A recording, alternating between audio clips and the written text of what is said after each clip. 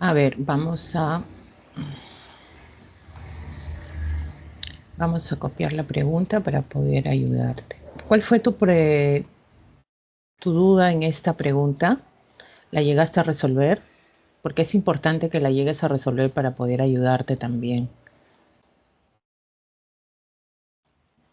Sí, profesora, en la última parte dice, a excepción, por cierto, de la función constituyente, y esa parte tuve un poco de duda porque está entre la B y la D. No entiendo cuál es la diferencia entre Estado de Derecho y Estado constitucional o si son iguales. Ya mira, justamente esa es la semana que estamos viendo ahora, cuando hablamos de, mira esto de acá, Estado de Derecho. Si nosotros queremos definir esto, vendría a ser es aquel estado donde los derechos y las libertades fundamentales son incorporados en el ordenamiento jurídico. O sea, todo está incorporado dentro de un orden jurídico en el que las personas, instituciones públicas, privadas y hasta el propio Estado, todos,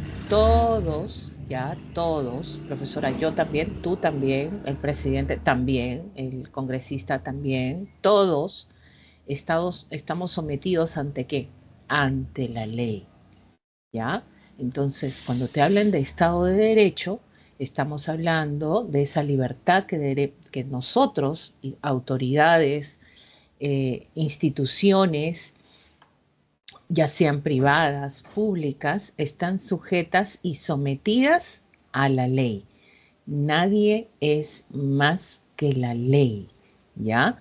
Entonces, con esa premisa, nosotros decimos, ¿no? Algunos principios que sustentan el Estado de Derecho. En todo momento está el imperio de la ley, la división, o sea, nadie puede intervenir en ningún poder del Estado porque cada uno de ellos tiene sus propias funciones. La legalidad de la administración pública, o sea, hasta la administración pública, cuando te dicen administración pública, quiere decir que están hablando de el sector del Estado, ¿no? Cómo trabaja. Todos ellos están sujetos a la ley, ya, a un control y suficiente control judicial, protección de las garantías fundamentales, todo tiene que estar sujeto bajo leyes. Tú cuando entras al poder judicial a ser juzgado, el hecho de que tú tengas un apellido común no significa que el trato no va a ser igual que a uno que ingresa que tenga un apellido rimbombante por ahí, ¿no? El trato es igualitario porque todos, absolutamente todos, estamos sometidos ante la ley. Eso es Estado de Derecho. Ahora, vamos a la pregunta para poder, en este caso, desligar un poquito las cosas. Dice, la ley por primera vez en la época moderna se ve sometida a una relación de adecuación, por tanto, la subordinación a un estrato más alto de derecho establecido por la Constitución. Quiere decir que la Constitución es la máxima norma, dice, es el estrato más alto, ¿no? Que se ha dado a través de él, en este caso, pues como habla de una subordinación hacia la Constitución. Hasta ahí podemos entenderlo, ¿no? De por sí, esta innovación podría presentarse y de hecho se ha presentado como una simple continuación de los principios del Estado de Derecho. Entonces, ¿qué cosa es el Estado de Derecho? Acá está, pues, prácticamente hablando y describiendo qué es la subordinación a quién, a la Constitución, a las leyes, ¿no? A las normas. Y acá dice, en la tercera, el tercer párrafo dice, de por sí, esta innovación podría presentarse, y de hecho se ha presentado como una simple, ¿no?, continuación de los principios del Estado de Derecho que lleva hasta sus últimas consecuencias el programa de completa sujeción de derecho de todas las funciones ordinarias del Estado, incluida la legislativa. ¿Qué quiere decir? Que todos dentro del Estado estamos sujetos a dónde? Estamos sujetos a las normas, a la ley, ¿no? A excepción, por siempre, de la función constituyente, ¿no? Que quiere que ver que es una función de repente cuando hablamos de función, a ver, ¿cómo lo podemos definir para poder entenderlo, ¿no? Podríamos decir que es el encargado, aquellos que se encargan de modificar la constitución del Estado, esto vinculado directamente pues a un poder del Estado, pero hasta ellos están sujetos a las leyes, ¿no? Por excepción, por cierto, a la función constituyente. Entonces, ellos pueden generar ciertas modificaciones de las normas, ¿no? Eso nos quiere decir. Bueno, está adoptado, nos dan la fecha, nos dan las referencias. Entonces, de acuerdo a la lectura se infiere que, ¿qué podemos inferir acá? Acá el tema es el Estado de Derecho, ¿no? Y cuando hablamos, y acá hay un término en la primera alternativa que es la A, que es el Estado constitucional. Bueno, ¿qué es el Estado constitucional? Es el Estado que se está organizando políticamente y se está fundamentando en una constitución. O sea, tiene como norma máxima la Constitución, un ordenamiento jurídico, ¿no? A eso se refiere, ¿no? Entonces, se encuentra, por ejemplo, en un Estado constitucional, el poder se encuentra limitado sobre todo a las normas, ¿no? Que involucran y están involucrados dentro de la Constitución. O sea, en resumen, el Estado constitucional está regido y está organizado y fundamentado por una constitución. Entonces, dice, ¿existe una primacía del Estado de Derecho sobre el Estado constitucional? O sea, hay primacía. ¿Qué es primero? ¿El Estado de Derecho sobre el Estado constitucional? Vamos a ver. ¿Existe una primacía del Estado constitucional sobre el Estado de Derecho? O sea, al revés, ¿no? El Estado constitucional como tal, ¿no? Está sobre el Estado de Derecho. ¿Mm? La voluntad del gobernante se rige únicamente por lo que indica la ley.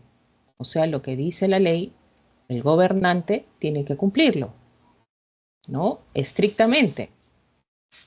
A ver, el Estado de Derecho es completamente igual al Estado constitucional. Y el Estado constitucional significa que la ley prevalece sobre la Constitución.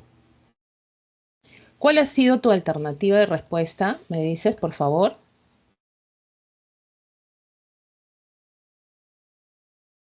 Ahí estaba entre la B y la D. Y al La, final me quedé con la la, D. la B y la D. Sí. Ya, mira. Dice, de acuerdo a la lectura, ¿qué podemos inferir? Existe una primacía del Estado constitucional sobre el Estado de Derecho.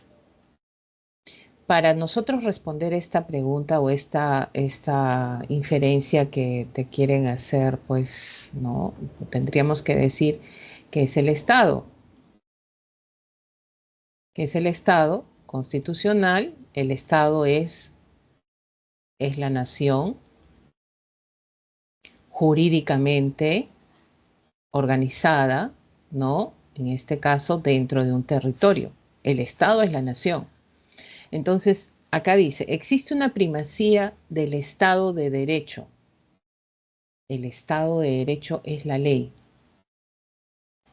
Sobre el Estado constitucional, sobre este Estado constitucional, porque finalmente el Estado, ¿quiénes somos?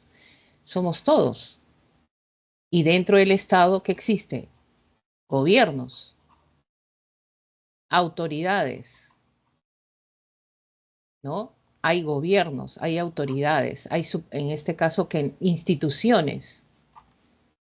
Entonces, ¿qué dice? ¿Qué te está diciendo acá? El Estado de Derecho, o sea, la ley, ya hay primacía de la ley sobre el Estado constitucional. Esa es la A.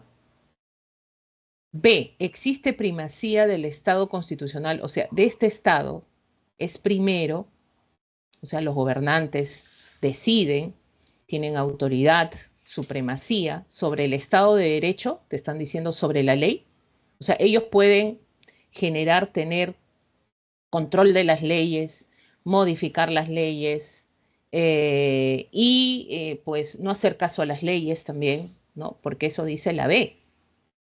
Existe una primacía del Estado constitucional, o sea, este Estado constitucional tiene primacía sobre la ley, y esto lo dice acá en el enunciado, no, no, ya, no hay primacía del Estado constitucional sobre el Estado de Derecho.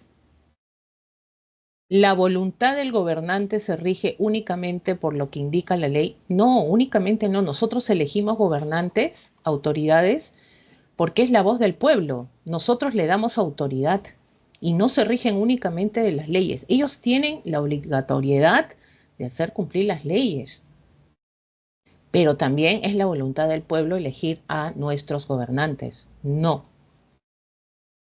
¿El Estado de Derecho es completamente igual al Estado? ¿Son iguales? No son iguales.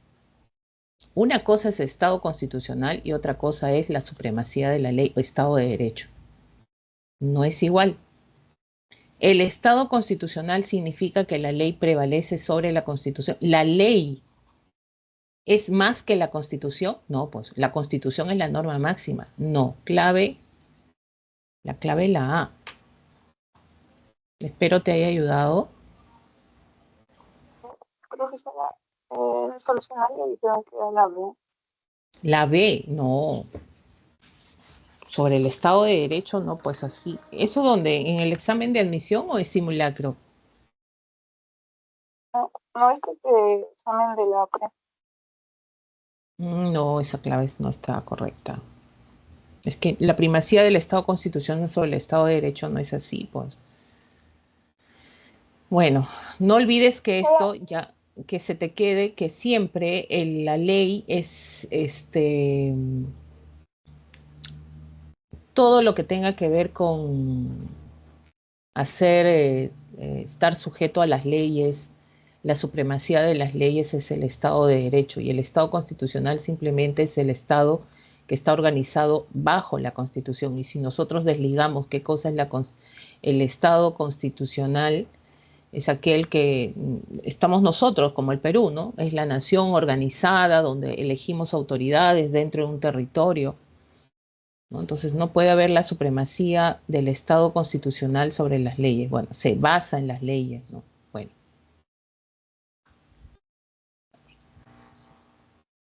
Profesora, pero en la última parte, cuando dice sobre que está en completa sujeción a todas las funciones, pero dice a excepción de la función constituyente.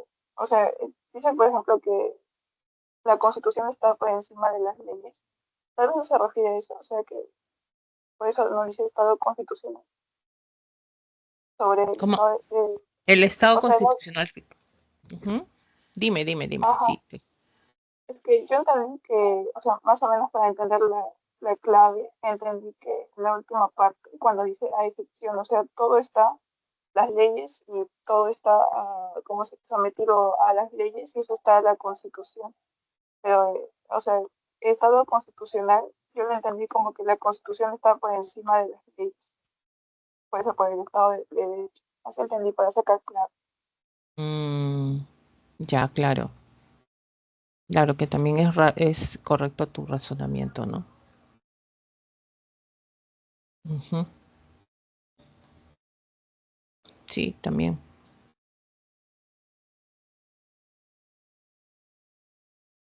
Esta pregunta fue cuestionada en la pre, fue de cívica. Mm, Ajá, creo que por definición, o sea, el Estado de Derecho se tiene que estar encima de... claro, pues, o sea, la supremacía de las leyes, ¿no? En todo momento. El Estado es en la institución, es en la conformación de donde salen autoridades, instituciones. Entonces, si tú estás validando la B, estás diciendo pues que todas estas autoridades finalmente deciden lo que ellos dicen y sobre las leyes, ¿no? Y bueno, si pusieron la B, bueno, van a tener que justificar y lo habrán justificado solamente copiando y pegando algo, ¿no? O sea, solamente por el contexto, ahí sí creo que está un poquito Sí, desglosado o algo. Se podría sacarla bien, pero no, o sea, está bien mi razonamiento, ¿no? Que también sí, puede ser la sí, B. sí, claro, también. Por el razonamiento que diste, claro que sí. Y es por eso que lo han tomado de repente como respuesta, ¿no? Ajá. Ujú. Sí, se puede Sí, medir. Ajá. Porque por ese entendía lado lo han que, tomado, claro. O sea, razonando como tú dices también puede ser otra opción, sí, pero en una pregunta, cuando tú realizas una pregunta, tiene que ser clara, concisa, puntual, ¿no? Y bueno, lo han puesto desde lo que tú has razonado y bueno, también podría ser, claro, obvio la B, ¿no? Por eso lo validaron como la B, seguro. Bueno, vamos de nada. Profesora, buenos Buenos días, ¿qué tal? días, profesora. Tengo una pregunta, ¿me podría ayudar? Dime, Ahí se lo mandé en el chat. a ver, ¿qué pasó? Julián, ¿no? Sí, profesora. Ya, ¿qué pasó con esto? ¿Cuál fue tu duda Eh, en esta ¿A qué se pregunta? refiere exactamente con el ítem 4? ¿Esto de dónde es? ¿Qué pregunta es? ¿La pre también? De la pre.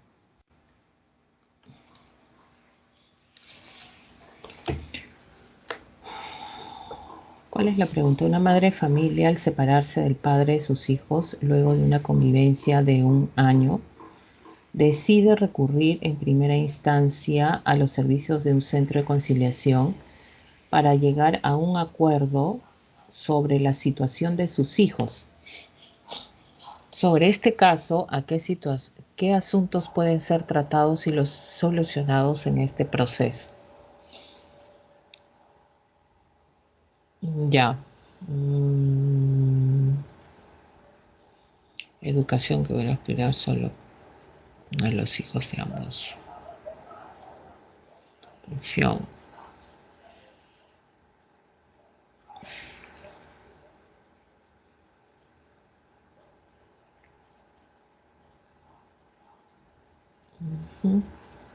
Ya, la 4 dices por qué eso es verdadero No, si para se ti. puede conciliar o no, porque hay muchas cosas, hay demasiadas cosas que se pueden conciliar o no. Sí, es que se concilian casi todo. Por eso, es mi duda si se puede o no. Y hoy en día depende del año de la pregunta. ¿Es reciente la pregunta? Es permíteme, sí, de 2023, no hace mucho. 2023. Ujú. Atención a los hijos menores de edad. Educación que podrá aspirar solo por uno. Mira, exoneración de compromisos. Eso tú conciliarías en casos de viajes o recreación general.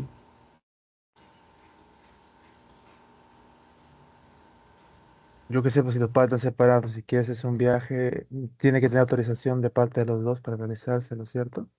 Sí, pero eso dentro entra de que y acá solamente hay dos alternativas que ponen como respuesta. Sí. Dice, luego de convivencia de un año decide recurrir a una instancia para servicios de centro. Ya, no hay ninguna información más de acuerdo a la situación de sus hijos, qué asuntos pueden ser tratados y solucionados por este proceso, el régimen de visitas y su variación a los hijos menores de edad. Eh, la respuesta es uno, a ver,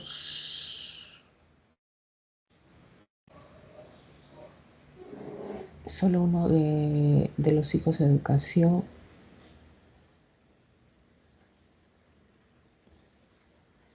Estos dos están contemplados en la conciliación. ¿A qué se refiere con hijos no reconocidos, profesora? O sea, que ¿Ah? necesariamente no son hijos no reconocidos, o sea, reconocidos o no, dice. O sea, legalmente, pues, o sea, tu papá te ha firmado tu partida. Revisen la partida, porque la partida hoy en día se le puede dar a cualquiera, al papá o a la mamá. Pero cuando firman los dos en la partida, tiene la firma del papá y la mamá, pues es un hijo reconocido del papá y de la mamá, ¿ya? Pero así no tengas tú no hayas reconocido un hijo y dice la persona que tú eres el padre, eh, vas a tener que demostrar o te tienen que demostrar que tú eres el padre, ¿no? Y por lo tanto, no olvidemos que está el interés superior del niño, que ese niño no que puede quedar desprotegido. Y mediante las normas, pues hay eh, primeramente un centro de conciliación donde te piden pensión de alimentos, ¿no? Donde tú puedes dar o no dar. O sea, en un centro de conciliación tú dices, bueno, me han eh, generado la conciliación, pero yo si quiero pago o no pago, pero luego de la conciliación, si no aceptas una conciliación, va al Poder Judicial. Ahí el juez es el que determina, ¿no? Ahora, tú al juez le tienes que decir, yo no sé si ese es mi hijo, ¿no? Entonces ahí manda, pues, ¿no? Hacer las pruebas respectivas si eso no es. Pero puedes conciliar, sí. Bueno, pensión de alimentos está dentro de la conciliación, ya. Régimen de visitas también, ¿ok? Educación que podría aspirar solo uno de los hijos de ambos, no, pues, o sea, es para los hijos, no es para que uno sí y uno no, ¿no? Y la exoneración de compromisos, o sea, tú no te puedes exonerar de compromisos de nada. ¿Cómo te vas a exonerar de compromisos con tus hijos? O sea, yo voy a conciliar porque yo no quiero viajar, yo no quiero que me cobren para ir al cine, para ir al parque, no, no, no. Eso no se concilia, ¿ya? Todos los derechos que favorecen al niño es el que se concilia. Régimen de visitas, y subvención a los hijos menores de edad, pensión de alimentos, eso sí se concilia. Esos son los dos puntos que más entran a un centro de conciliación. Pues ahora, en pensión de alimentos, ¿quién más se beneficia? Los hijos, los padres, si no me recuerdo, esposa y convivientes también entrarían en esa parte. Eh, en el caso de los hijos es obligatorio, ya, porque los Ujú. niños no son solos, pues, ¿no? Pero en el caso de convivientes, no. En el caso de esposas, la esposa puede pedir una pensión de esposa si es que durante el matrimonio no ha trabajado, no ha desarrollado una carrera que la ha beneficiado, ya que se ha dedicado exclusivamente al hogar. Entonces ahí podría solicitar una pensión de esposa, pero eso lo hace ya el Poder Judicial. Pero en una conciliación no concilias eso. Ya en eso es cuando ese es el acuerdo ya posterior a lo que es un divorcio, ¿no? Pero los convivientes no, convivientes no. Convivientes que sobrepasan los siete años de convivencia, o sea, has convivido con una persona 7 años, hay ciertos derechos que se pueden reclamar, ¿ya? Como bienes que han adquirido dentro de la convivencia, por ejemplo, ¿no? O cuentas de banco que tienen en común, ¿no? O sea, no es que no tienes ciertos beneficios, ojo, pero cuando eres conviviente tienes que registrarlo. Hay un registro que se hace, no es que, yo soy conviviente, 7 años, tengo mis fotos en el Facebook, no, tiene que estar registrado, ya, por una notaría incluso. Entonces, para que si, por ejemplo, la otra persona se separa o ya fallece, ¿no? Y solamente ha sido conviviente, pueda haber reclamo de los bienes que han adquirido o han tenido, ¿no? Y los hijos para que también sean favorecidos. Ah, entiendo. Es que, Ujú, como usted me dijo también que depende del año, yo leyendo ahí un boletín de un año pasado, me ujú. salió que se puede conciliar, pero sale, dice pensión de alimentos para la conciliación de cónyuge indigente. Eso es cuando es cónyuge, o sea, quiere decir la persona o es casada o ha sido, porque mira, tú a un conviviente no hay beneficios para convivientes.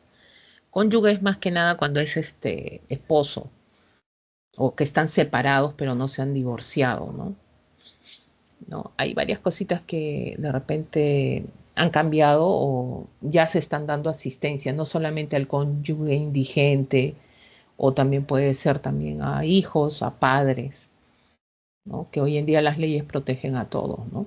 Incluso conciliación, tú puedes ir para dar una pensión a tus padres, También hay... las conciliaciones, ¿para qué son? Para no ir a un proceso judicial, ¿no? Necesariamente es para no ir a un proceso judicial. Y resolverlo de manera fácil, rápida y sin costo, ¿no? Entiendo, entiendo. Gracias, profesora. Ya, a ver.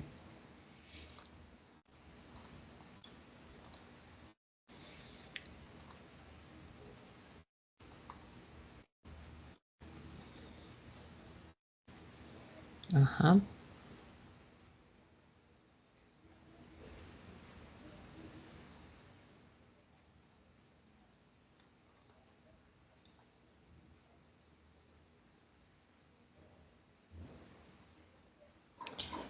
¿Alguna consulta académica, por favor?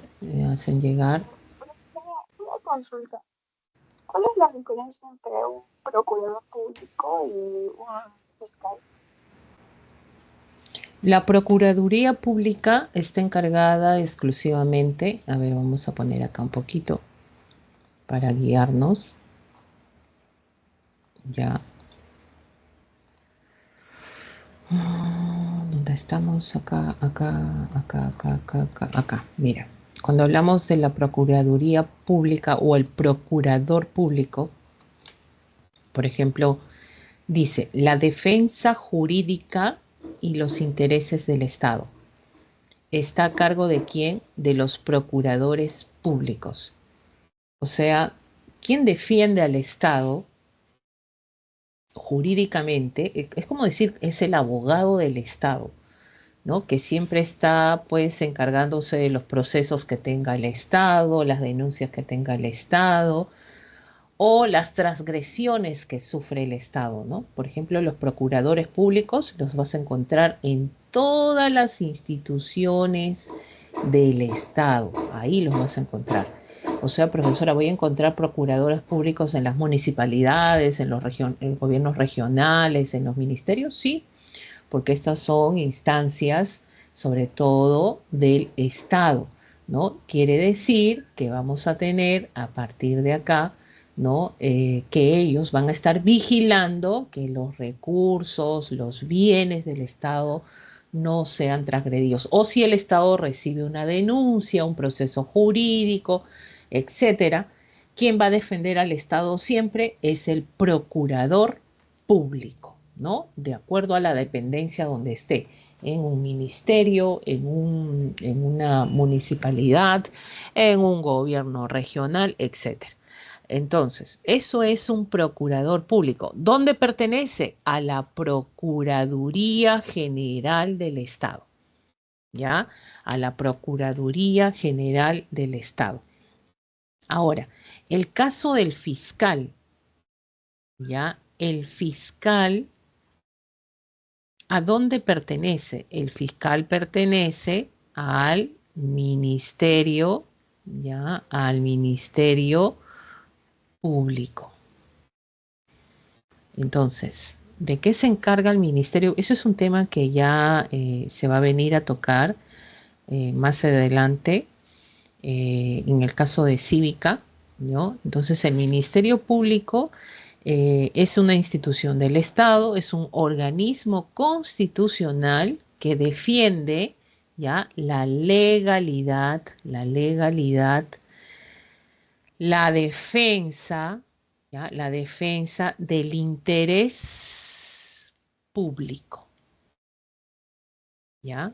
Todo lo que tenga que ver con el interés público en la sociedad, la legalidad, la defensa, se encarga el Ministerio Público. ¿Y quiénes son los representantes de este Ministerio Público? Bueno, el máximo representante es el fiscal, ¿ya? Es el fiscal de la nación, ¿ya? Pero también hay fiscales, en este caso, pues adjuntos dentro del Poder Judicial. Por ejemplo, si nosotros tenemos un juicio, ya generalmente en un juicio en el Poder Judicial, en una sala, acá en el centro, ¿quién está? Acá está el juez. ¿Y el juez que representa? Al Poder Judicial. Acá está el demandado, ¿no? El que está siendo, acá viene con su abogado, ¿no? El que está siendo demandado, ¿no? Y al otro lado, siempre, ya habrán visto ustedes el proceso de Keiko Fujimori también, está la fiscalía. La fiscalía, ¿ya? ¿Qué hace la fiscalía acá? ¿No? ¿Qué tiene que ver en un proceso judicial?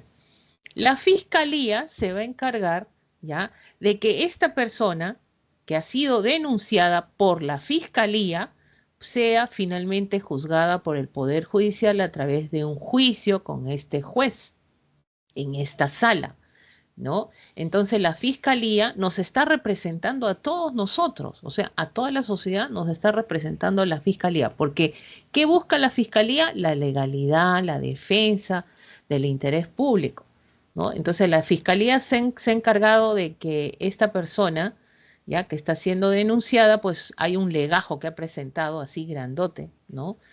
Al Poder Judicial, donde la Fiscalía, a través, este es el fiscal, ¿no?, que está aludiendo, está diciendo que él es culpable, ¿ya?, que incluso le va a decir al juez que estoy proponiendo 8 años de pena privativa de la libertad, ¿no?, contra esta persona. Entonces, este fiscal nos está defendiendo de alguna u otra manera que esta persona que ha transgredido vaya preso y se haga justicia. La fiscalía siempre está generando eso. Esto en un proceso judicial, pero los fiscales están en todos lados, ¿no? También, ¿no? Generando la legalidad, la defensa, el interés de la sociedad, el público en general. Tú cuando vas a hacer una denuncia, ¿a dónde? A la comisaría. ¿Qué pasó?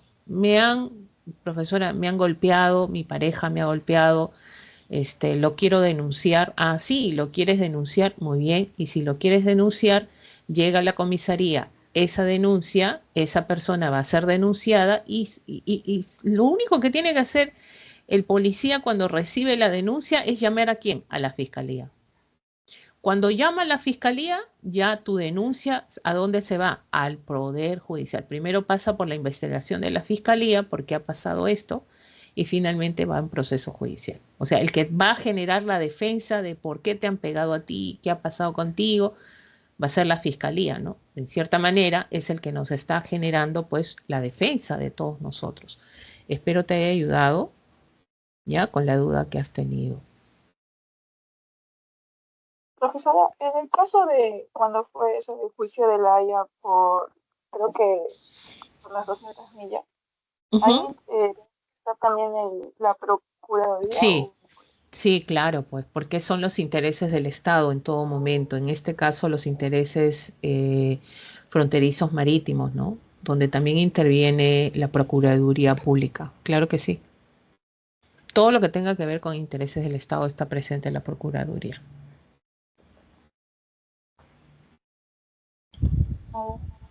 Profesora, en la última parte, en el PPT no está, pero en el boletín explayan un poquito más sobre las funciones de la Procuraduría y la última función no entiendo muy bien. Si me pudiese dar un ejemplo, por favor. No te entendí, no te escuché muy bien, por favor. En el boletín han especificado algunas funciones de procurador y en el PPT no está. Si me pudiese explicar, por favor. ¿Qué te explico? Las funciones, pero ¿están claras las funciones o no están claras? A ver, voy a ver. En el boletín está un poquito más especificado y hay una función que no entendimos. Ya. Si gusta también se lo puedo pasar. No, a ver, voy a compartir el material, ¿ya? Para que sea más clarito, un ratito. A ver, cuadernillo cívica. A ver, he dejado de compartir un ratito. Ahorita vamos a compartir.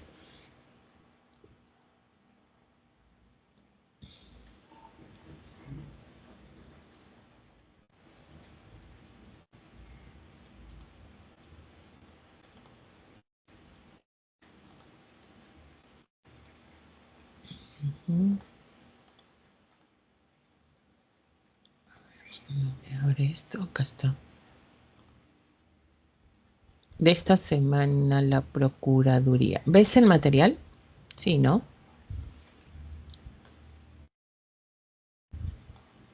¿Lo ves o no estás observando? Sí lo ve. ¿Se ve? ¿Se ve? Sí, mis. Ya, ok. ¿Cuál? ¿Acerca de cuál? A ver, Estado de Derecho. A ver, creo que está más arriba, ¿no? Esto de acá.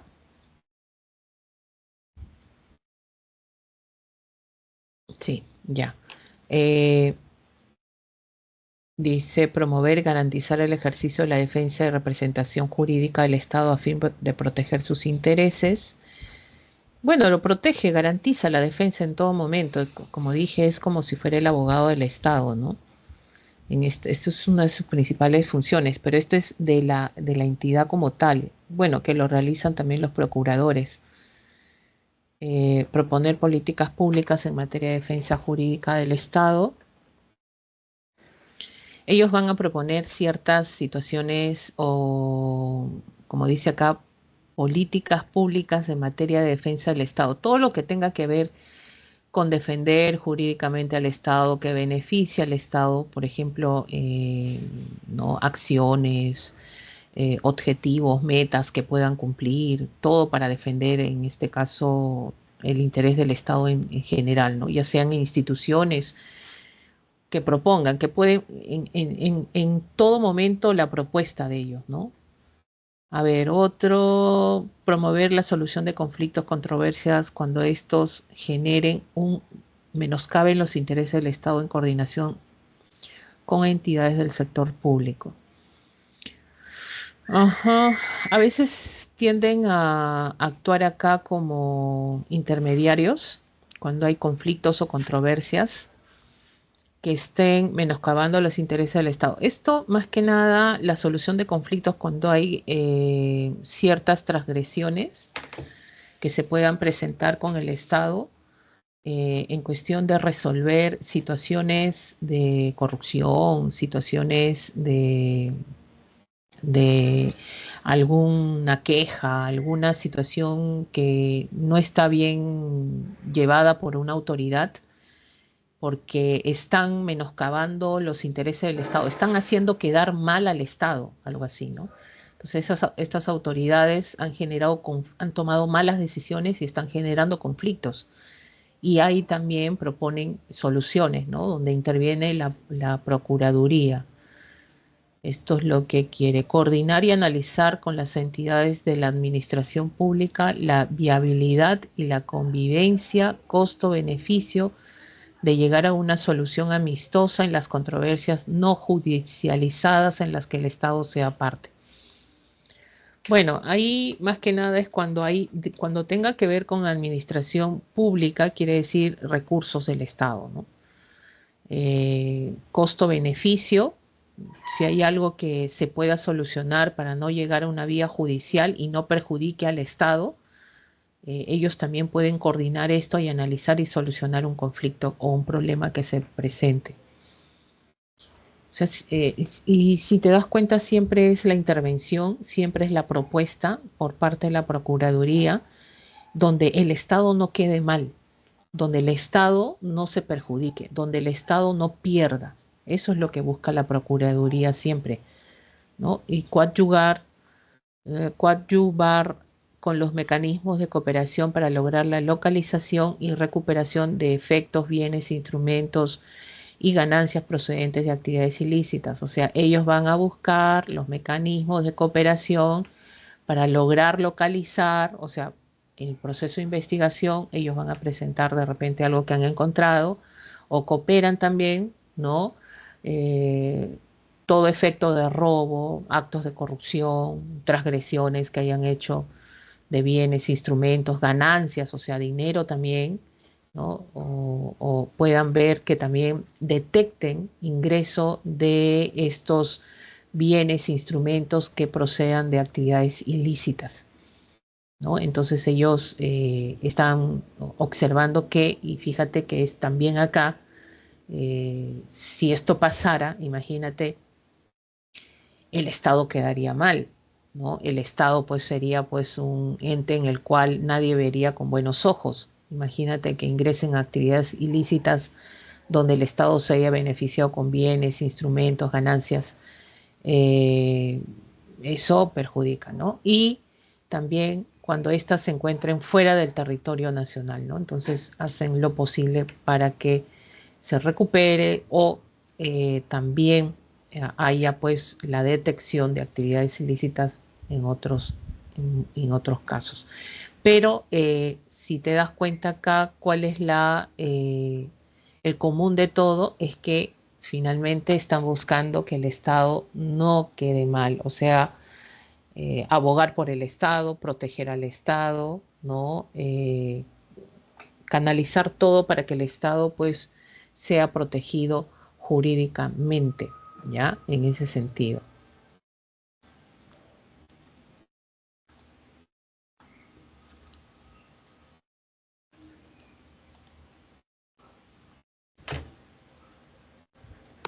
Ok, muy bien, Fernanda.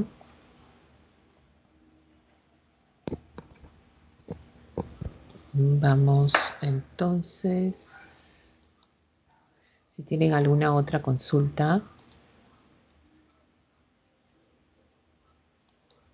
¿Y el gobierno usurpador es igual a un gobierno de facto o tienen algunas diferencias?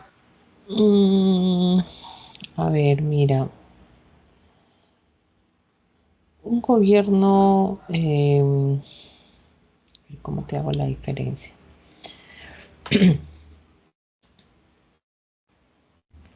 A ver, vamos al PPT un poquito.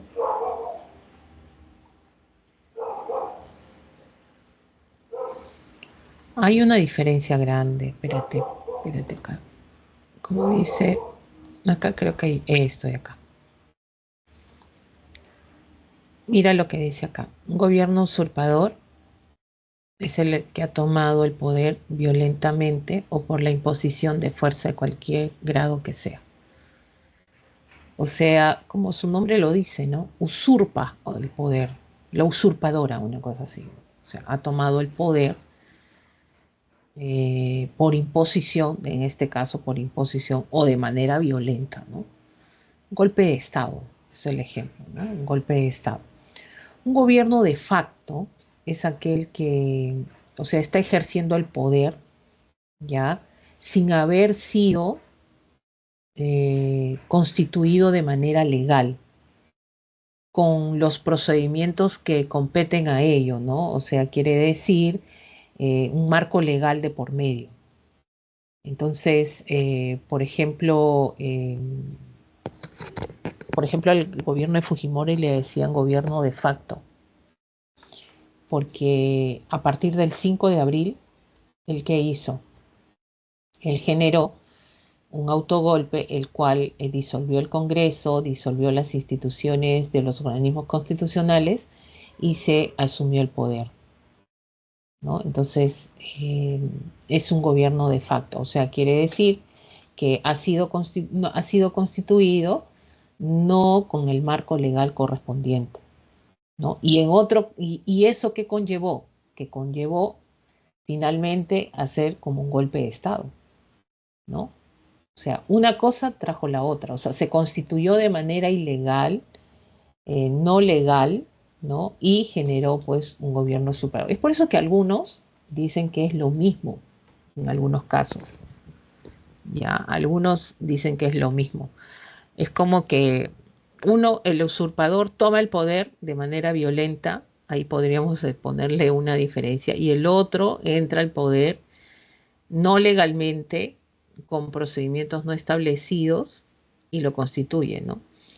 Y por eso a veces ponen como ejemplo a Fujimori. No, Fujimori dio su autogolpe, de eso fue un golpe de Estado, que fue un gobierno de facto, ¿no? No cumplió. Por eso, gobierno de facto que no cumple con las instancias legales constitucionales. Pero algunos ya lo dicen que es lo mismo. Es lo mismo, porque los dos ingresan, toman el poder no legalmente y finalmente pues ¿no? Asumen el gobierno, ¿no? Por eso algunos lo tildan y lo definen que es lo mismo.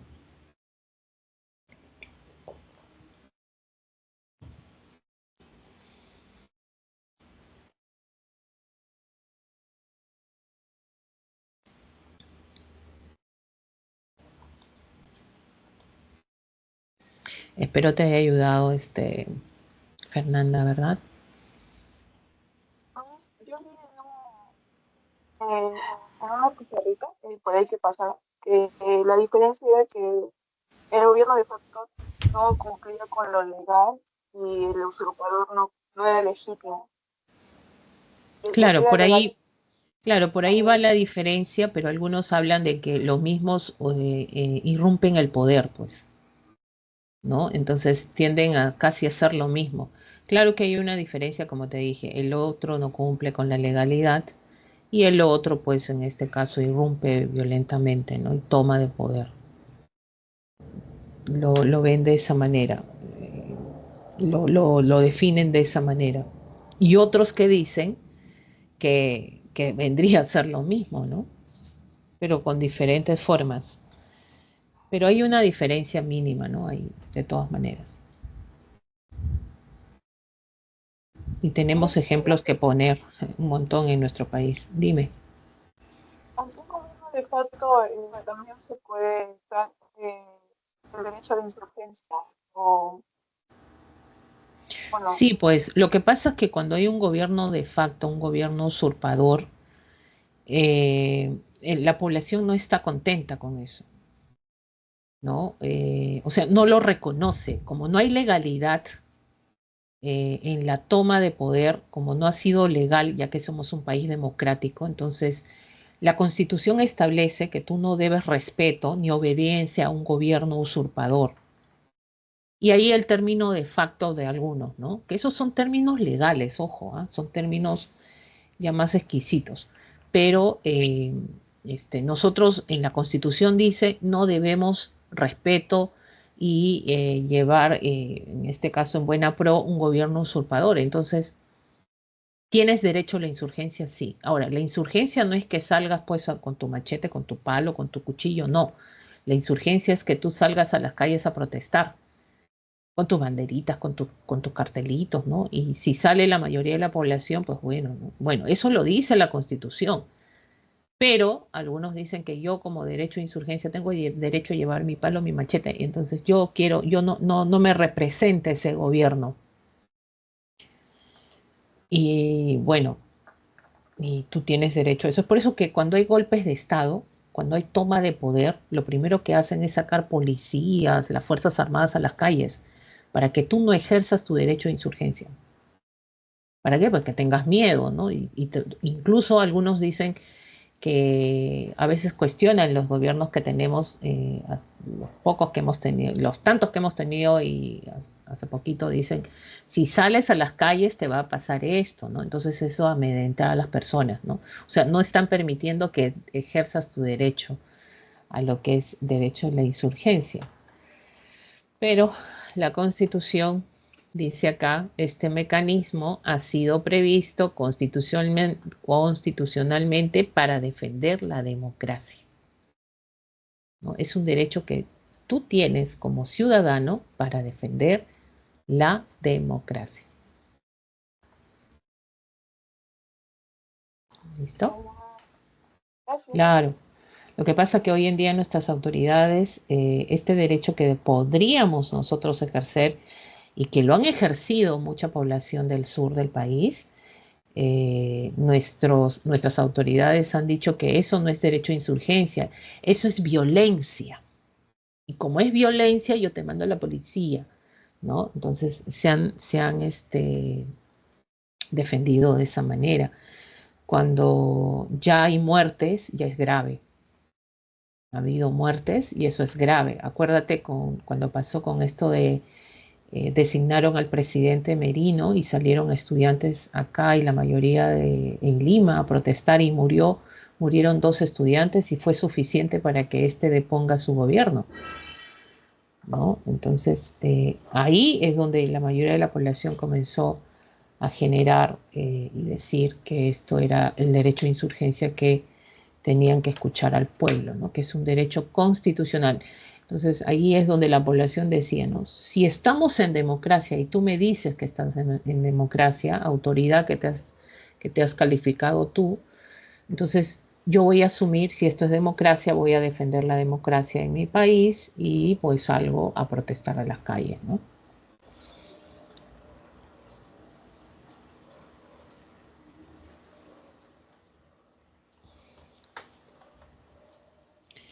Listo.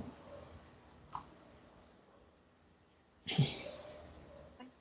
envió una pregunta. Es la misión, pero no tiene clave tampoco. ¿Esto qué es? A ver. ¿Esto de dónde es? De la pre también? No, esto sí es de Rusia. Ya, ¿y cuál fue tu duda acá? Como no tiene clave, solo me gustaría verificar. A mí me salió la C. A ver, dice, la Constitución y el sistema legal en adelante serán los instrumentos para la protección de la dignidad humana, base de los derechos fundamentales de las personas, así como los medios para limitar y controlar el poder. La revalorización de la persona humana y de sus derechos fundamentales supuso, en consecuencia, la subordinación de la ley a los principios y valores del nuevo Estado de Derecho, expresados en el constitucionalismo de la Segunda Posguerra Mundial.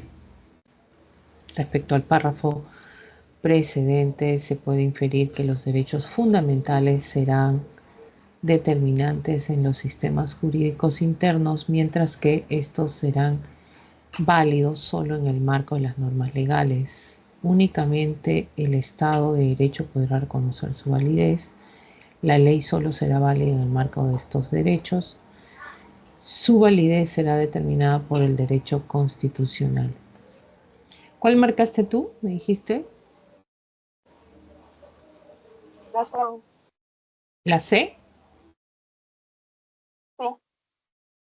A ver, mientras que la ley solo será válida en el marco de estos derechos.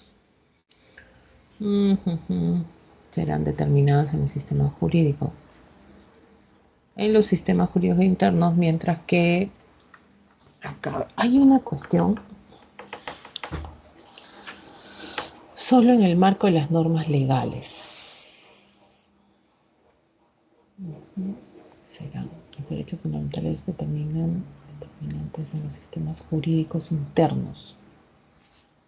Únicamente el Estado de Derecho podrá reconocer, la ley solo será válida en el marco de estos derechos. Su validez será determinada por el derecho constitucional. A ver, vamos a esto, mientras que de los sistemas jurídicos internos fundamentales, estos serán válidos solo en el marco de las normas legales. Solo no, pues. Únicamente el Estado de Derecho podrá reconocer su validez. No, la ley solo será válida en el marco de estos derechos.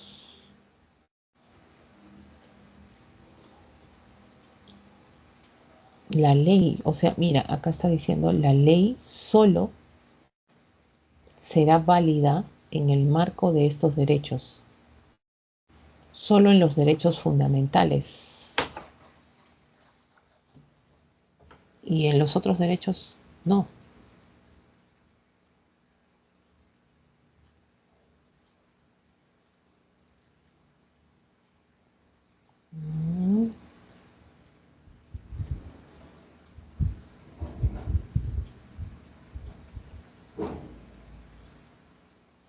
A ver.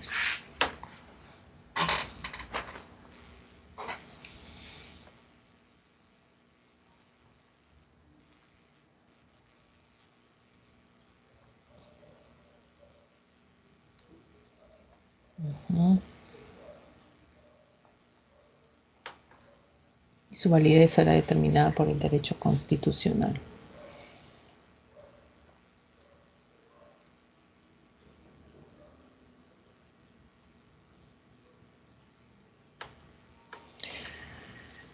A ver, a ver.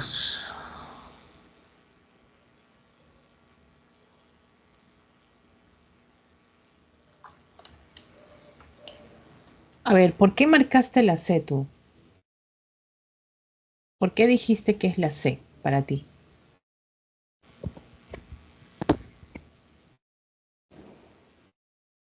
Bueno, el texto dice que la Constitución Ujú.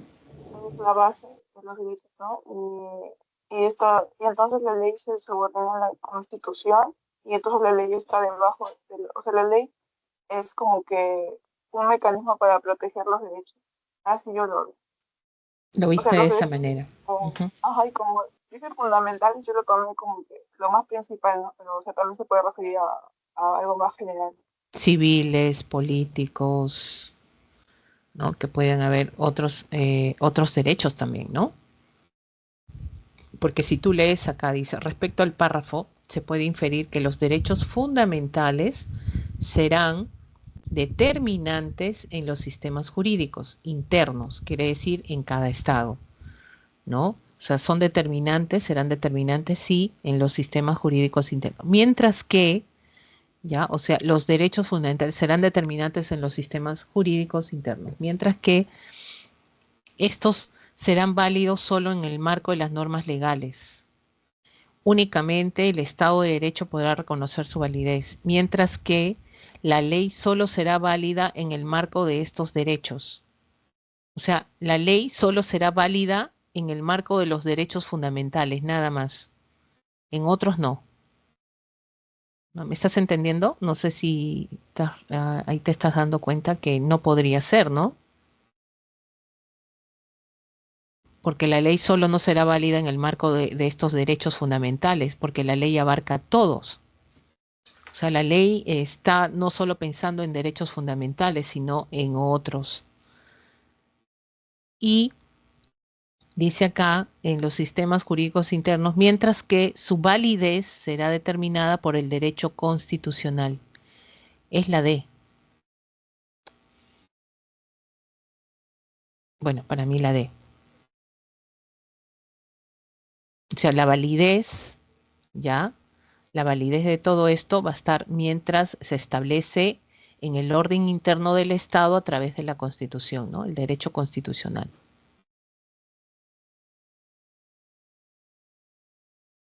Sí, porque yo vi en solucionarios de las academias, creo que había unos que marcaban la B, otros la C.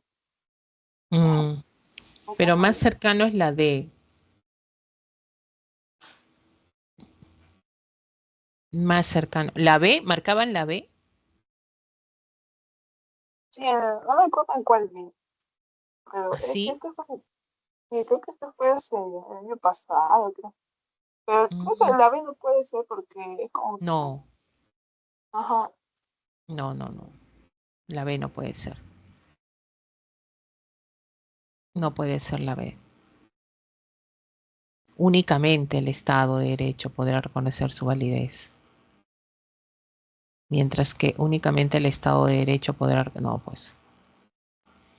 Su validez de estos derechos fundamentales están en el derecho constitucional, ¿no? A través de la Constitución. Salvo que hayan emitido el solucionario en la OCA, ¿no? Y ahí virtúan no, todo. Ujú.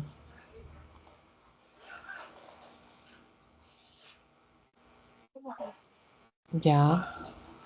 no, con los 12 y 13 de esta semana, ¿cierto? Cívica. Ajá, la 12 y la 13. ¿Qué pasó en la 2 y la 3? A ver. Esta pregunta, la 2. ¿Cuál fue tu dificultad ahí?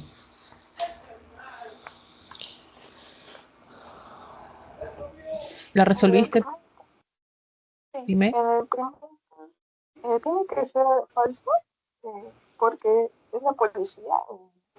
Sí, es a cargo de la Policía Nacional de Perú. Sí, esto es falso, el primero es falso. ¿Ya? Las Fuerzas Armadas son responsables de defender nuestra soberanía nacional ante la inseguridad. La inseguridad ciudadana está a cargo de la Policía Nacional del Perú, ¿no? Entonces, esto es más orden interno. Claro, las Fuerzas Armadas, la competencia es defender nuestra soberanía ante cualquier invasión, sobre todo extranjera, ¿no? Acá la 2 dice, las autoridades elegidas por voto popular pueden promover el bienestar general priorizando las grandes urbes. No, pues tú cuando eliges autoridades no van a priorizar la urbes, ¿no? Priorizan a la nación, o sea, a todos nosotros, a la población, no a ciertas, o sea, no, priorizando. Cuando escuchas estas palabras de priorizando, solo, únicamente, en una pregunta, te están diciendo que lo demás está excluido y es únicamente las urbes, o sea, las ciudades. No, esto es falso, ¿no? O sea, tú eliges autoridades que te representan a ti a través del voto popular para promover el bienestar general, pero para todos, o sea, la nación, ¿no? En general. Y dice acá la construcción de carreteras en zonas trifronterizas, ¿no? El caso de Colombia, el caso de Brasil, el caso de Perú, en la zona de donde tenemos, por ejemplo, esto del trapecio amazónico, son de necesidad pública e interés nacional totalmente. O sea, construir carreteras es abrir brechas, es comunicación, es interacción, es promover comercio, es paso de fronteras, ¿ya? Entonces, esto es importante, sí, es una responsabilidad del Estado, lo es.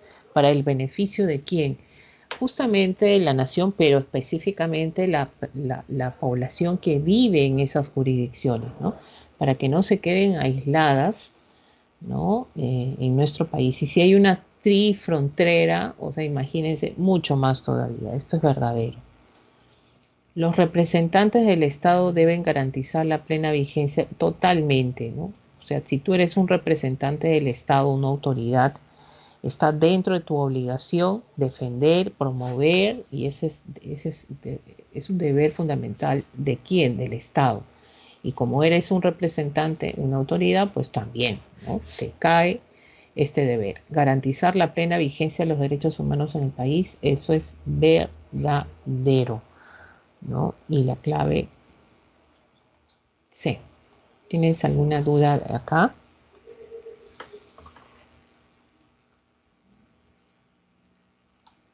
Uh-huh. ¿Y cuál me dijiste? Y la otra pregunta que me hiciste, ¿cuál fue? ¿La 4? ¿La 4? No, la 3. La 3. A ver. ¿Qué pasó acá? Dice, la nacionalidad es un vínculo jurídico político que marca la pertenencia de un individuo con un Estado y a la población de este. De acuerdo con lo descrito, ¿qué enunciados expresan correctamente el modo de adquirir la nacionalidad? ¿Ya?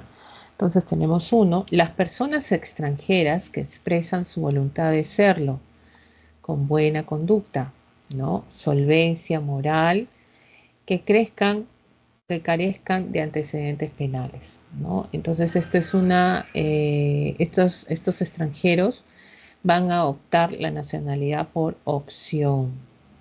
Quiere decir que tienen que cumplir ciertos requisitos para poder obtener la nacionalidad, ¿no? Entonces tienen que residir legalmente en el territorio, por lo menos tienen que estar 2 años, ¿no? Eso no es naturalización. ¿Cómo? Eso no es por naturalización. A ver, creo que sí, es naturalización, tienes razón, disculpa, naturalización.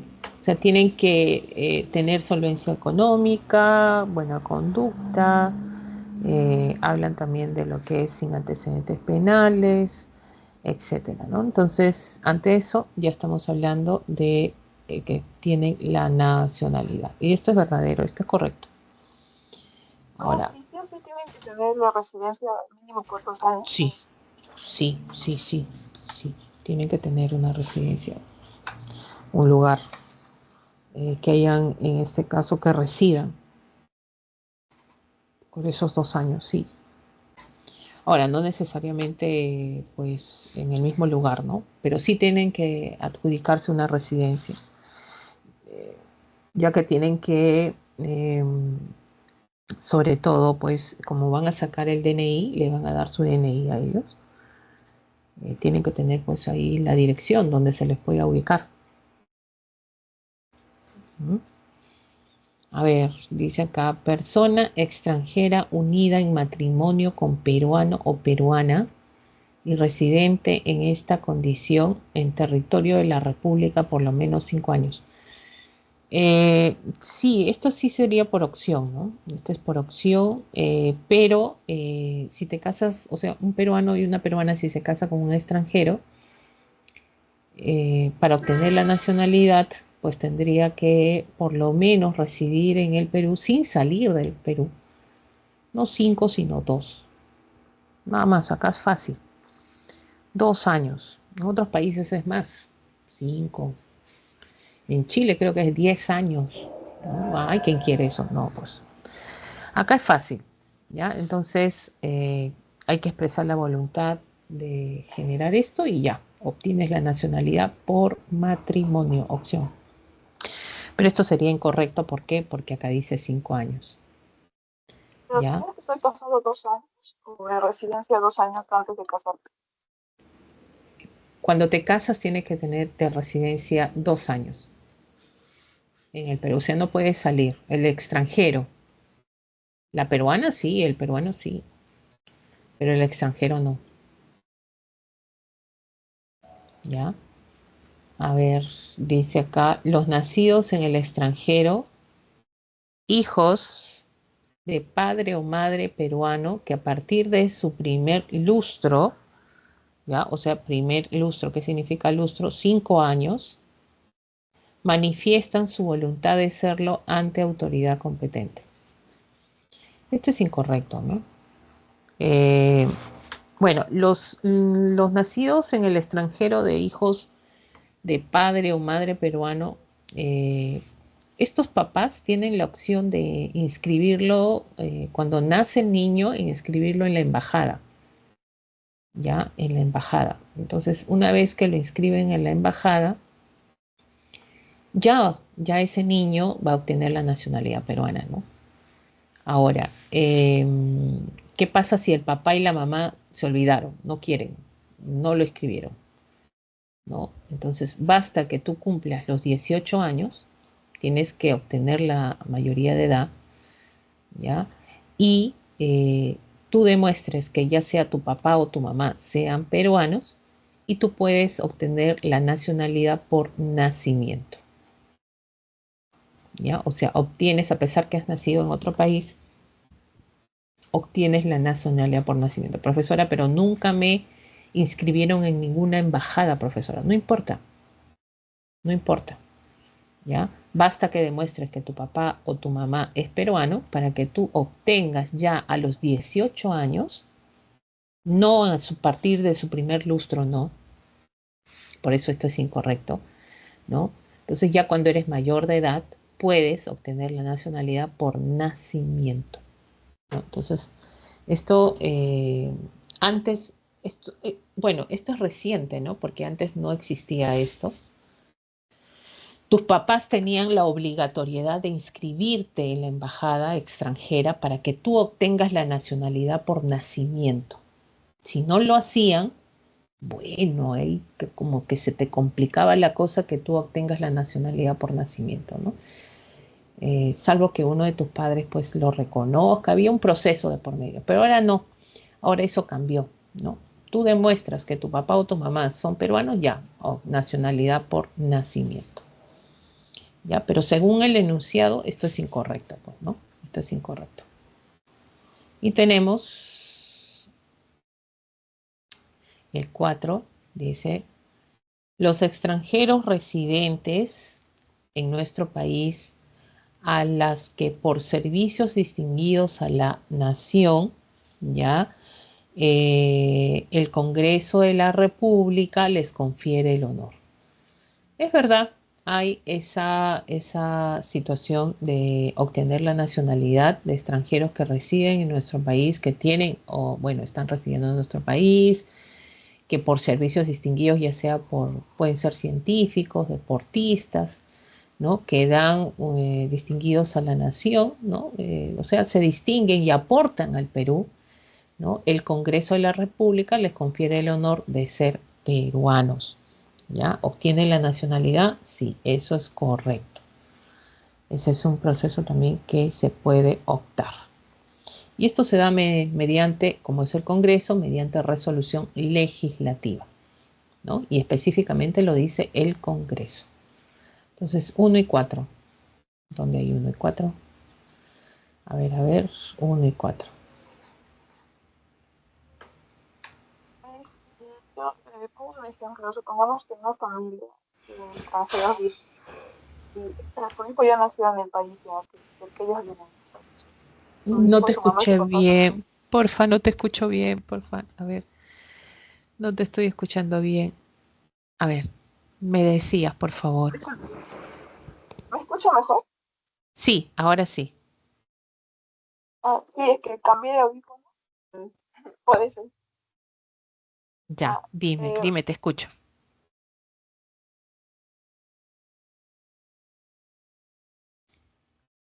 A ver, te escucho.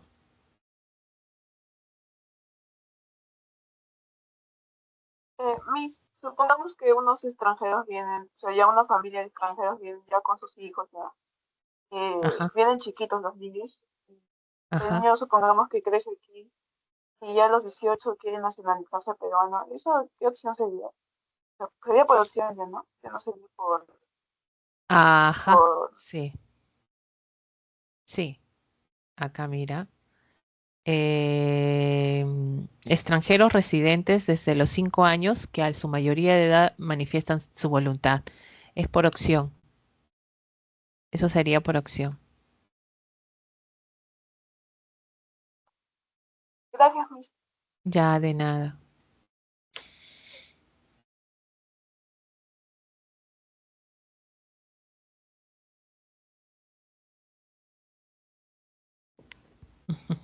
Nos vemos. Cuídate mucho, Fernanda.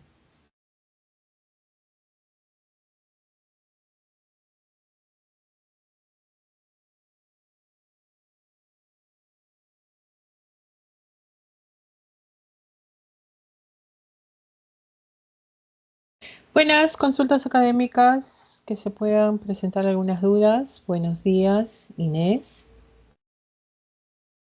Buenos días, profesora. Profesora, disculpe, ¿podría explicar un poco acerca de los climas? ¿Qué pasa acerca de los climas? ¿Específicamente qué? El clima cálido muy seco y el semicálido muy seco. Ujú. Vamos a un poquito a compartir el material. Eso de la semana, ¿qué semana la vimos? A ver, a ver, a ver. En la semana 7, si no me equivoco. Ya, vamos, semana 7. Para un poquito guiarnos con materiales, ¿ya?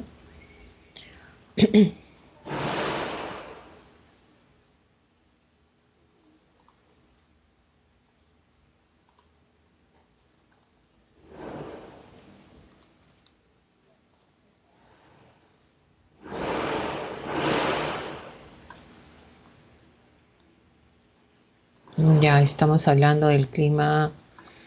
Bueno, cuando hablamos de este tipo de climas, templado, subhúmedo, frío, frígido, gélido, es lo que manejamos en climas andinos. ¿Cuál me dijiste tú?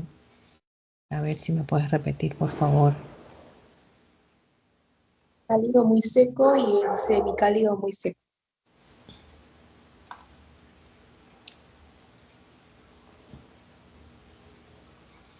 Esto sobre la costa norte y la costa centro-sur del país, ¿no? A ver, cuando hablamos de un clima cálido, y esto sobre todo atribuye a la zona norte del país, hablamos en una zona donde las temperaturas tienden a ser altas, ¿ya? O sea, cuando hablamos de un clima cálido es donde hay un promedio de temperatura sobrepasando los 24, 26, 28 grados. En este caso habla de temperaturas medias, esto en la costa norte del país, de 24 grados. Ahora, Muy seco, ¿a qué se refiere? Estamos hablando de una zona, sobre todo en la zona norte del país, donde las precipitaciones no son todo el año, sino estamos hablando de lluvias de verano. Quiere decir que cuando hay lluvias, toda esta zona, ya, todo esto hace que el ecosistema cambie y todo se vuelva verde, verde, verde, ¿no? Y de pronto, más cuando ya desaparecen las lluvias, vuelve árido. Pero los que persisten son los arbolitos, ¿ya? La parte baja de los árboles, lo que rodea la vegetación de los árboles, lo que se conoce como el sotobosque, por ejemplo, desaparece y se vuelve seco, seco, seco, seco, seco, seco, ¿no? Aridez está asociado a la falta de humedad, la falta de lluvias. Entonces hace que se forjen, gracias a este clima, los bosques secos, por ejemplo, ¿no? Esto más en la costa norte del país, ¿no? Ahora, vamos a ver la vegetación de ambiente seco, intenso brillo solar y lluvias de verano. Esa es la característica de un cálido muy seco o también conocido como árido tropical, ¿no? Profesora, ¿por qué tropical? O sea, es la cercanía al Ecuador, un clima tropical donde hace calor, hay calidez, hay humedad, pero no tanto como en la costa centro-sur, que hay mucho más humedad, ¿ya? Y hay precipitaciones, pero estas precipitaciones son limitadas, es por eso que en la condición se habla de muy seco. O sea, lluvias, hay lluvias estacionales, también se le conoce, ¿ya? Estacionales o lluvias de verano, ¿ya? Eso con respecto al cálido muy seco. ¿Y esto a qué regiones vamos a ver esto? Por ejemplo, tenemos este tipo de clima en la zona de parte de Tumbes y parte de Piura.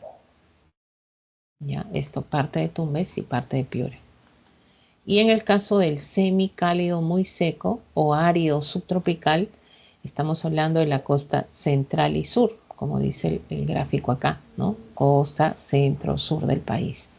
¿Por qué? Porque sabemos que, ¿por qué un semicálido? O sea, profesora, no hace tanto calor como en la costa norte. No, acá es más bajo. Miren, la temperatura promedio es de 18 grados de temperatura. Las precipitaciones son muy bajas. Acá hay mucha humedad y uno podría decir, profesora, humedad son lluvias. Pero la humedad se atribuye a la corriente peruana, ¿ya? La corriente peruana, la corriente de Humboldt y el anticiclón del Pacífico Sur. Ellos son los que, sobre todo más la corriente peruana, está trayendo pues humedad en todo este sector. Y cambia la nubosidad y está formando las llamadas nubes estrato, ¿no? Y estas nubes estrato no son muy altas. Las nimbocúmulos son las más altas. Estas generan lluvias y se trasladan a la cordillera, por ejemplo. Pero estas estratos se quedan en la costa. Ya, al quedarse en la costa y hacer bajas, no generan lluvias fuertes. Lo único que generan son lloviznas. ¿Ya? Y las lloviznas se intensifican sobre todo en la época de invierno. Entonces, este semicálido muy seco significa muy seco, que también escasean las precipitaciones, ¿no? Solo ocurre lloviznas invernales. ¿Qué características tiene este clima? La humedad se intensifica en invierno, el ambiente es desértico, ya que nosotros sabemos, y esto espero que se haya explicado en clase también, que el clima es el condicionante para hablar de un ecosistema, de una ecorregión, de un bioma. Sabemos que el clima determina que exista un tipo de flora y un tipo de fauna, ¿no? Esto es correlativo, ¿no? La interdependencia. Entonces, si tenemos un clima donde hay poca agua, o sea, cae pues lloviznas, hay un tipo de flora y hay un tipo de fauna, ¿no? Entonces, es ahí, por ejemplo, que en los meses de junio, julio, con este tipo de clima, más la corriente peruana que trae humedad, se genera la presencia de lomas. Pero, en general, como no hay agua, no hay mucha lluvia, hay poca flora, ¿no? y esto que genera que esta zona sea más desértica. Entonces tú cuando mencionas la palabra desierto, una zona desértica, es que en esa zona pues uno ve un desierto y dice, ah, mira, todo es arena. ¿Y por qué es arena? Porque no hay vegetación, por falta de lluvias. Entonces esto se asocia a lo que es árido el sector, ¿no? Tiende a ser más árido y por lo tanto pues por la falta de pluviosidad. Entonces por ahí te puedo ayudar con esas dos características de esos dos tipos de clima que me mencionaste.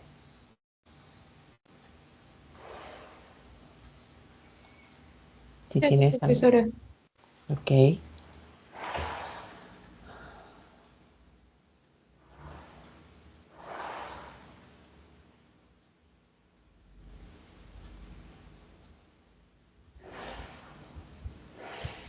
Buenos días, Sayumi, ¿qué tal?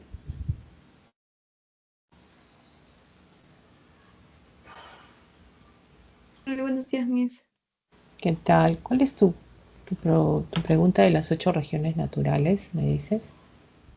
Es que, Miss, como no alcanza mucho el tiempo, siempre el profesor a veces corre en la última parte. Y quisiera que me dé un poco más de explicación sobre la última parte. A ver, sabemos que las 8 regiones naturales, ya, fue planteada por Javier Pulgar Vidal y fíjate que este planteamiento viene desde la década de los 70. Esto es lo más antiguo que manejamos. Bueno, San Marcos en un momento dejó de preguntar esto, incluso si revisamos un poco lo que es el formato de los contenidos de geografía, no tocan mucho lo que es 8 regiones naturales. ¿Por qué tocamos en la pre los 8 regiones naturales? Porque a pesar que no está dentro del contenido, están generando preguntas, ¿no? No sé qué está pasando por ahí, pero esto que simplemente quede pues como algo que se debe conocer y manejar también, ¿no? Por parte del postulante, ¿ya? Entonces, Javier Pulgar Vidal establece y basa esta clasificación de las 8 regiones naturales a través de la altitud, porque mucho tiempo se manejó solamente estas regiones simples, básicas, que se conocían en el caso de la costa, la sierra y la región montañosa, que decían los españoles, que hoy en día pues la conocemos como la Amazonía. Entonces, ¿qué pasa con Javier Pulgar Vidal? La altitud es un factor determinante, importante. Las características geográficas, la parte ecológica, la parte climática, en cada una de estas regiones que él va a atribuir como importantes, ya que se establecen en diferentes pisos altitudinales. Y el factor importante acá geográfico que ha generado sobre todo esta presencia de estas 8 regiones naturales es la cordillera de los Andes, ¿ya? Es la cordillera de los Andes. Y la cordillera de los Andes pues ha generado vertientes, ¿no? Por ejemplo, tenemos ahí el sector occidental, ¿ya? Y el sector oriental, ¿no? Entonces empezó la clasificación de estas 8 regiones naturales, ¿no? Entonces, por condición de clima, por condiciones ecológicas, por costumbres que se establecían en este caso de los antepasados también que se tomó como referencia y se establece la famosa toponimia de cómo se conocían estas regiones o qué prevalecía más en cada una de estas regiones, ¿no? Por ejemplo, tenemos ahí la costa Ochala de 0 a 500, ¿no? Costa Ochala. Venga a ser lo que vendría a ser la yunga. Hay dos tipos de yunga, quiere decir que la yunga hay dos vertientes, la yunga marítima, que está para la parte occidental, y la yunga fluvial, ya la yunga fluvial que está para el sector oriental, por ejemplo, ¿no? Por ejemplo, Huánuco, zona de yunga, es de 500 a 2300 metros sobre el nivel del mar, y la yunga fluvial marítima es de 500 a 2300, la fluvial va de 1000, ¿no? De 1000 a 2300 metros sobre el nivel del mar, por ejemplo, ¿no? Entonces, Hay una distinción acá. O sea, tenemos una región natural que está en las dos vertientes, ¿no? Tenemos acá, sigue Quechua, zona de un clima de valles templados y asocia también a un clima templado. Vamos a la Suni o Jalca o Alto. Bueno, la Quechua está entre los 2300 y 3500, ¿no?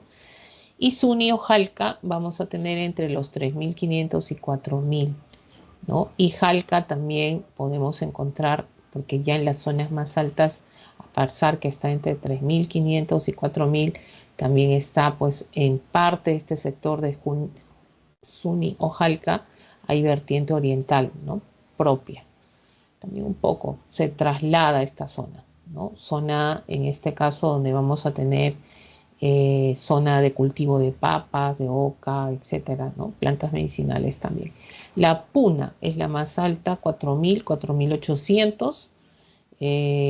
Vamos a tener acá zona de Soroche, también conocido, zona de mesetas altoandinas, pastizales, etcétera, y Janca Cordillera o Blanco, que es la última, que corresponde entre 4800 a más, ¿no? Es lo que menciona también Javier Pulgar Vidal. Entonces es una zona de alta cordillera, ¿no? Altas montañas y en este caso pues presencia de precipitaciones sólidas. Todo acá abajo ya clasificación de clima ya es distinto.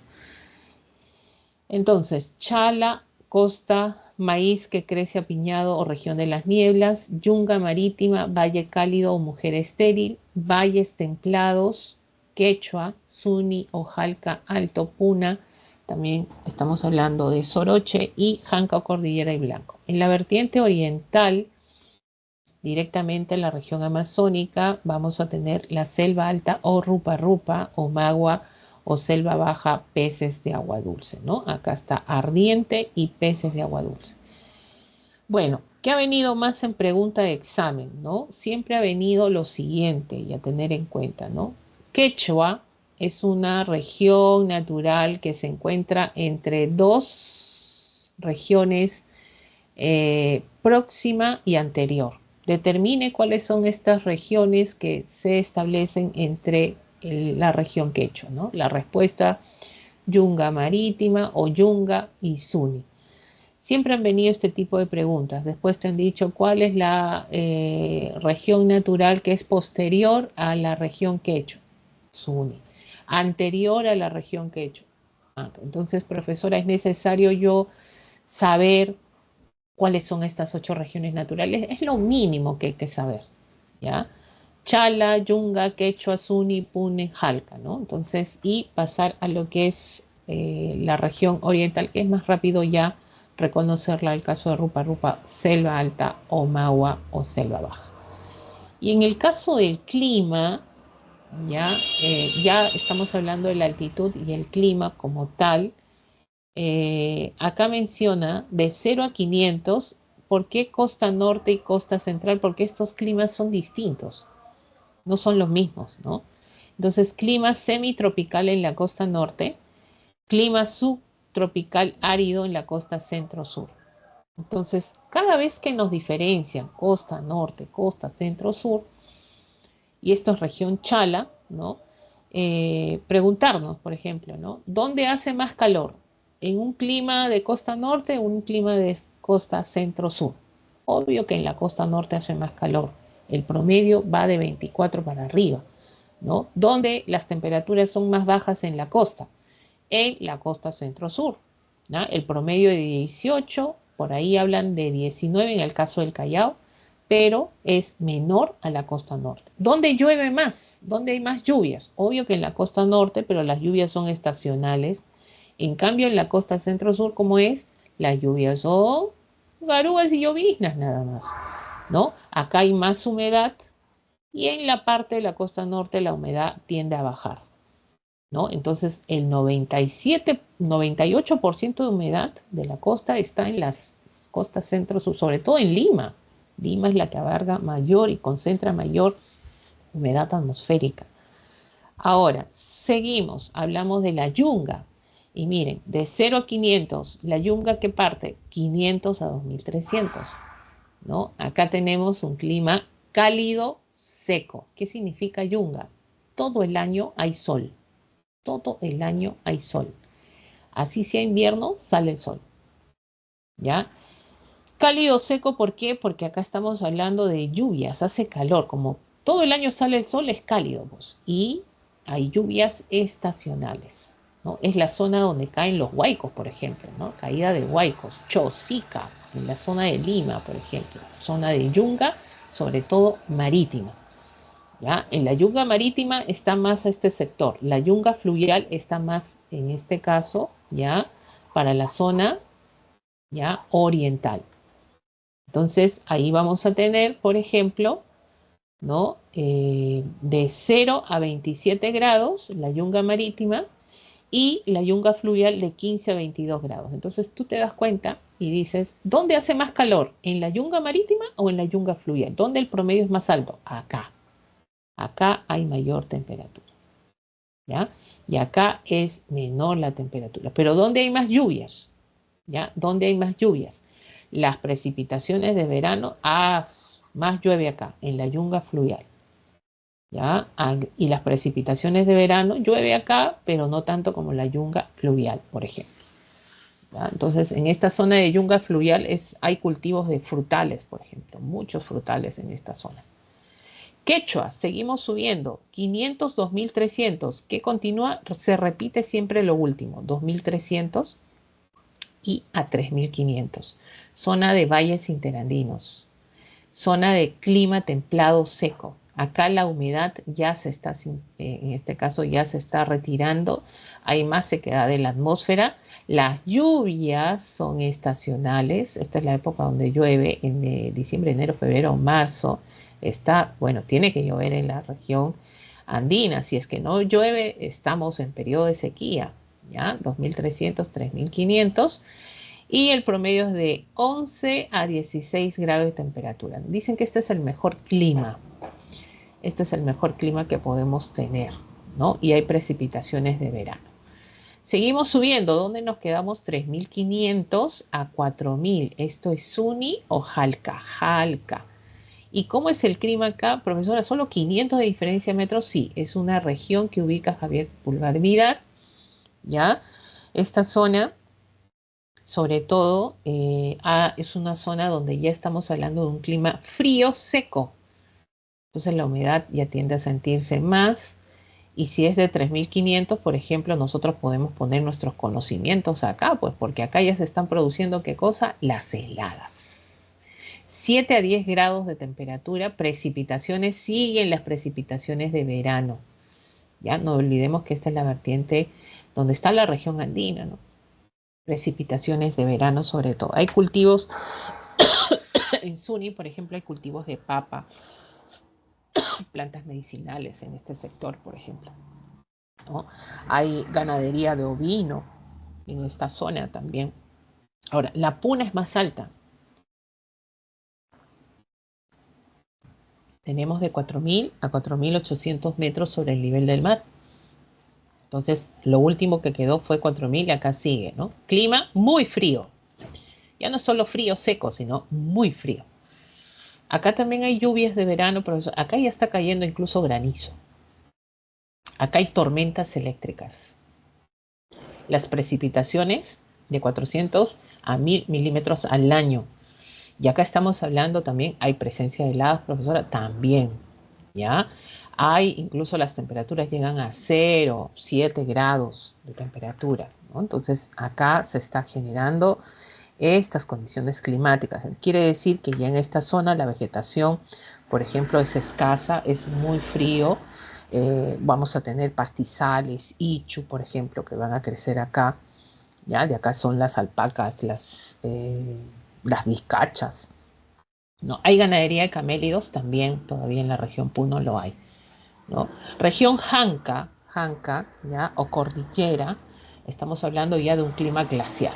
Y acá hay precipitaciones, sí, pero estas precipitaciones ya son más sólidas. Caída de nieve, ¿ya? Aire muy seco, y es acá donde nosotros podemos decir, en esta Janca cordillera, ¿qué podemos decir acá? podemos decir que acá vamos a ver que todo se cumple, ¿no? Hay menor temperatura, menor humedad, hay mayor insolación, ¿no? O sea, la insolación es más directa en la parte más alta, quiere decir que no hay tanta nubosidad, la insolación es directa, ¿no? Tenemos, y en este caso, menor presión atmosférica, ¿no? Esas son características que se han venido estudiando también, que lo podemos aplicar acá. Y en el otro lado, la región Janca sería la vertiente occidental. Janca occidental, claro, occidental, porque estamos hablando de la región andina. Hay parte de la región Janca que se traspasa un poquito al oriente, pero es más occidental. ¿Ya? A partir de Suni, Puna, Janca, un poco que se traspasa a la vertiente oriental. Eso lo dice Pulgar Vidal. ¿Ya? Pero más lo toman en referencia como la vertiente occidental. No solo ella, ¿no? Sino también los demás. Hay 3 más, dijo, ¿no? O 2 más, creo. Sí, por ejemplo, la Yunga también está en la vertiente oriental. Yunga. Quechua solo en la zona occidental. Chala en la occidental. Suni, Puna, Janca. Un poquito que se traspasa acá. El gráfico no nos permite, pero a la vertiente oriental. No es que está en la selva, sino que hay esto. Ya hay esto. Y acá hay lagunas, acá hay mesetas, y esto sería otro sector de la vertiente, ¿no? Por eso pasa un poco a la vertiente oriental también. ¿Ya? No son Entonces, si podría exclusivamente. explicar la 4, porque tiene que ver con esto. Ya, a ver. Esto de acá. Ya que dice, ya. Dice, ¿cuál es la clave? La región Jalca se extiende en la vertiente occidental andina de manera exclusiva. No, pues de manera exclusiva no, pues, ¿no? Porque también tiene parte de la vertiente oriental. No en su totalidad. A ver, vamos al gráfico. Vamos a un poquito. Creo que acá sí se puede ver. Ya, a ver, vamos a graficar un poquito. ¿Ya? Mira. ¿Te das cuenta? Mira, Como esta dice... proporción, esta de acá, mira. Sunijalca, mira esto de acá, tiene un poquito de la zona oriental en este sector. ¿Te das cuenta? ¿Ya? En todo este sector. Entonces se va es exclusivamente la zona occidental, o sea, está solo acá. No, también está acá, ¿no? Mira. ¿Ya? Y dice acá, las altas montañas presentan una condición idónea para la práctica agropecuaria. No, pues no es idónea, ¿no? No es apta. ¿No? Profesora, yo voy a hacer mis andenes, por ahí me dijeron, ¿no? Profesora, ¿y si hago mis andenes? Es que, ¿qué pasa si estás en zonas de alta montaña? ¿Cómo es el clima? Acabamos de verlo. ¿Cómo es el clima? ¿Cómo es el clima en unas zonas de altas montañas? Gélido. ¿Y ahí puedes sembrar? No puedes. Difícil, ¿no? Entonces ahí como que eso no propicia, ¿no? El piso inferior de la Amazonía se identifica por las mayores precipitaciones. El piso inferior, ¿qué cosa es inferior? Superior es esto, ¿no? La rupa. Inferior es esto, Omagua. ¿No? Dice, el piso inferior de la Amazonía se identifica por las mayores. ¿Dónde llueve más? ¿En la selva alta o en la selva baja? Selva alta. Acá, pues. Entonces, esto es incorrecto. Entonces, ¿te está diciendo que en la selva baja llueve más? No, pues. La zona más lluviosa es esta. ¿Ya? Los valles interandinos se concentran en espacios inferiores a 2300. A ver, 2300 espacios inferiores. Te están diciendo que espacios inferiores, o sea, por debajo de 2300. ¿Eso es correcto? No, porque los valles interandinos están entre, ¿no? Para arriba, entre 2300 y 3500, según el gráfico. Y según Pulgar Vidal. Porque eso hasta alude la pregunta, ¿no? Y esto sería incorrecto. Dice, los altiplanos de la Puna poseen mejor condición para la crianza de camélidos. Los altiplanos de la Puna, claro. ¿No? ¿Por qué? Porque los altiplanos de la Puna, ¿qué son? Las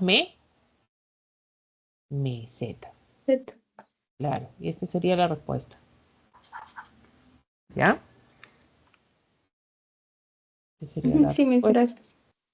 Ok, y el último, para que tengas esta partecita, ya para terminar, donde hablamos de Rupa Rupa y Omagua, ¿no? Miren el clima acá, el clima de Rupa Rupa es clima cálido, húmedo, lluvioso. Y acá es muy cálido, o sea, cuando te dice muy cálido y acá te dice cálido, ¿dónde hace más calor? ¿En la selva alta o en la selva baja? Acá hay mayor temperatura, ¿ya? Acá en Rupa Rupa, en el día, las temperaturas se elevan, pero en la noche refresca. Esa es la selva alta, refresca, ¿no? Y acá llueve siempre, fuerte, ¿no? Pero en la selva baja, en el día, calor terrible, muy cálido, y en la noche sigue el calor, no desciende.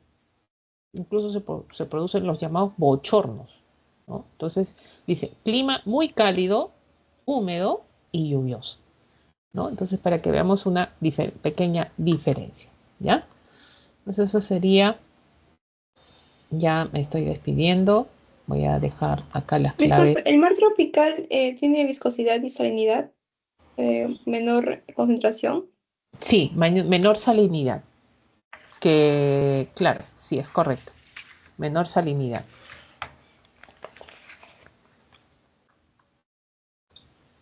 ¿Listo? Muy bien, muchas gracias, chicas que se han quedado acá. Ya nos estamos viendo, bueno, vamos a tener el viernes todavía consultas académicas y nos estamos viendo pues hasta una nueva oportunidad. Muy buenas tardes con ustedes y que tengan un buen día. Chau, chicas. Chao, Miss, igualmente. Tenga una buena Chao. tarde. Igual, gracias.